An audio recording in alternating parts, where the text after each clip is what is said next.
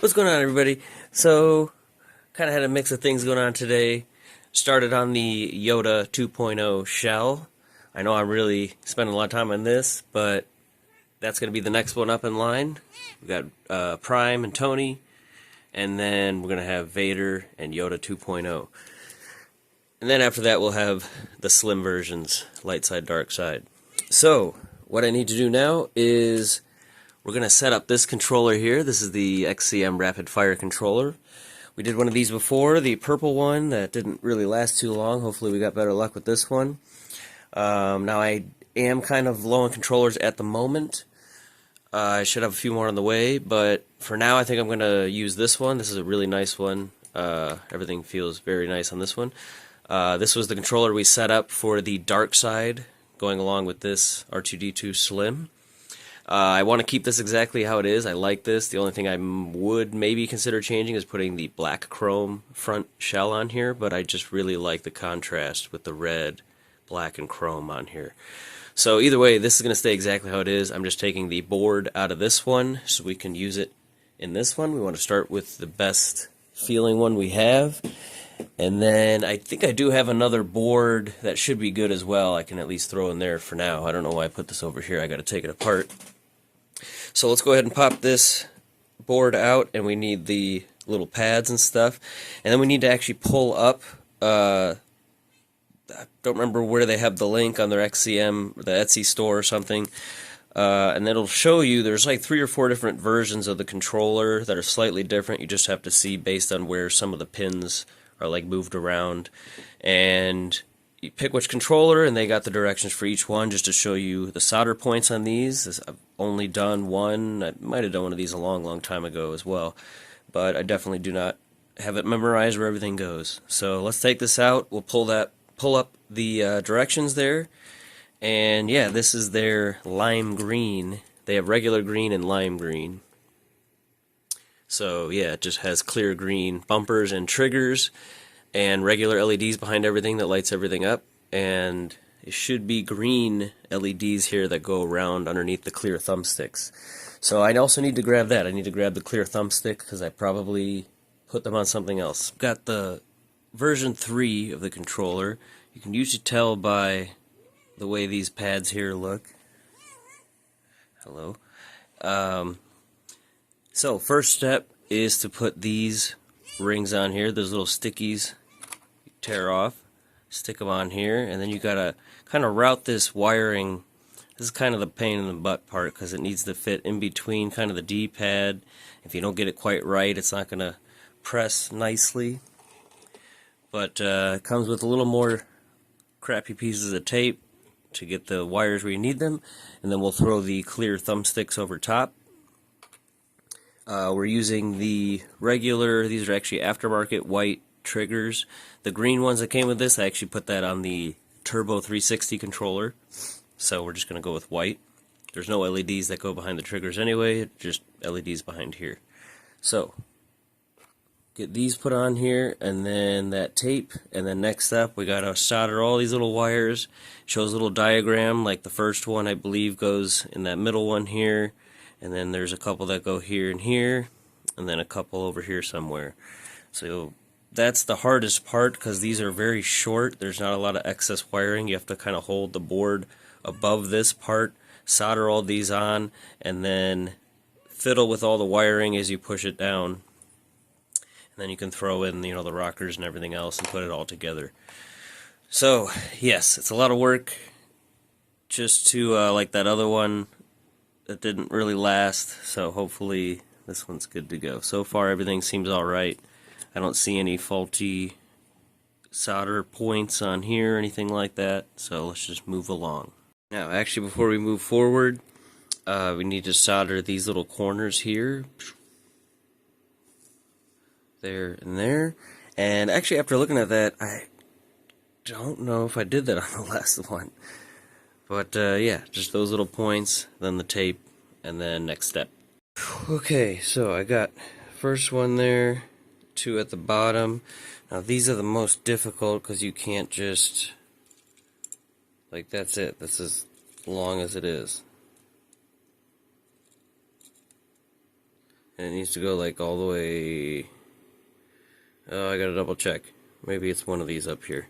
We've got that the last two wires over there, and now you kind of have to set it like this. You can't really set it next to it. The wire's too short. You're gonna start yanking on it.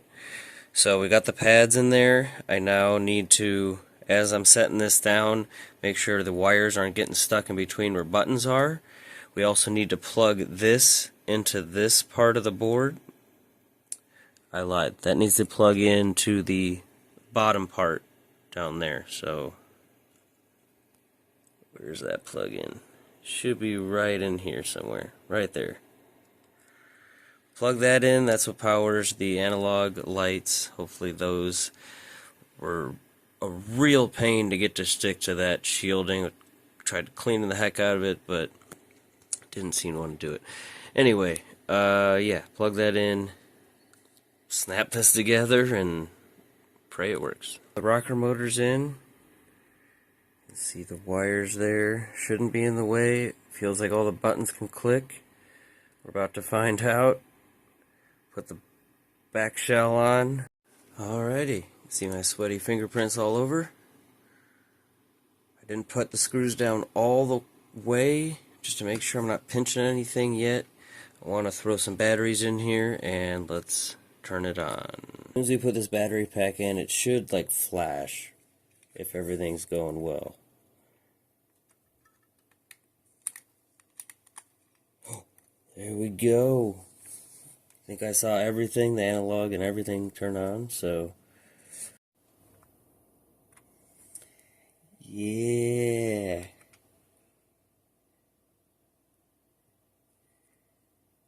Yeah, these are so cool. Alright, let's make sure the sync.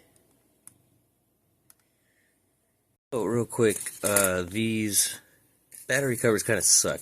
I see why I don't think I'd use it on the first one either. They're just kind of loose, and especially I tried the other one. Just barely tapping it, you could see it flashing as it keeps reconnecting. This one seemed really tight. This is just an OEM black one. It's kind of beat up, but I have a bag of other ones. I just kind of grabbed the first one that looked clean, like on the inside. And yeah, it fits in there really snug, and then it clicks really nice at the end there, and I'm wiggling around a lot. It doesn't seem to be disconnecting a bunch, so I think we're good. And it kind of matches the black front piece here. I would change it out. I don't really have any other ones at the moment, and these ones are molded like slightly different. I remember trying to put a different one on the other one. And of course, the whole board and thing is attached to this top chrome piece, which is slightly modified to fit so. So I would try to put like the clear blue piece on there or something, but yeah, I don't want to modify that whole thing. The chrome is fine for me.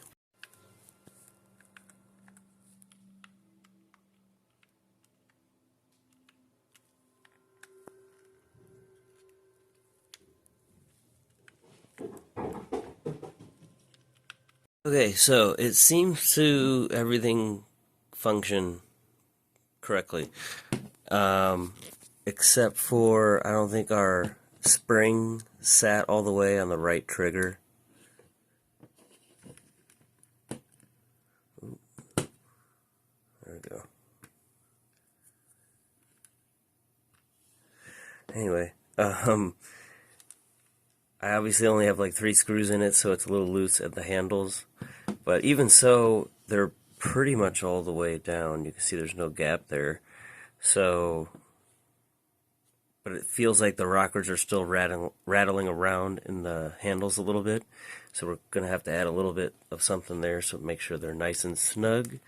I don't know. I think there's just something wrong with some of the games on the one hard drive I got from someone. I just think there's a bunch of games that don't seem to work. I know one of them seemed to work the other day, and with this one, the start button just wasn't, I just couldn't press start, and I'm like, oh dang, something, maybe the wire got stuck under there. But when I put in the regular game, Blur, everything, all the buttons seemed to work, other than the trigger. We already have a nice glow-in-the-dark coat over this. Go ahead and turn the light back off. And yeah, I got some green paint to go with the faceplate. And unlike the other one, we did green and then mostly like a goldish tan with some green accents. I kind of want to go full green. And I'm a little back and forth on the other side of the shell. This is the bottom. I haven't painted the other side yet because I need to cut a hole. Whether it's a big window or a big fan or a smaller fan, I'm kind of want to do just green everything except maybe a white fan with like all white inside with green LEDs. We're gonna have a green Talos Moon fan, and I kind of want to add an additional fan at least. We are keeping the DVD drive in this one. This is the flash DVD drive, but yeah. Anyway, let me know what you guys think. Thanks for watching. We'll continue this and the R2D2 water cooled slim very soon. Very soon. Oh my god, I need to go to bed. It's late or early.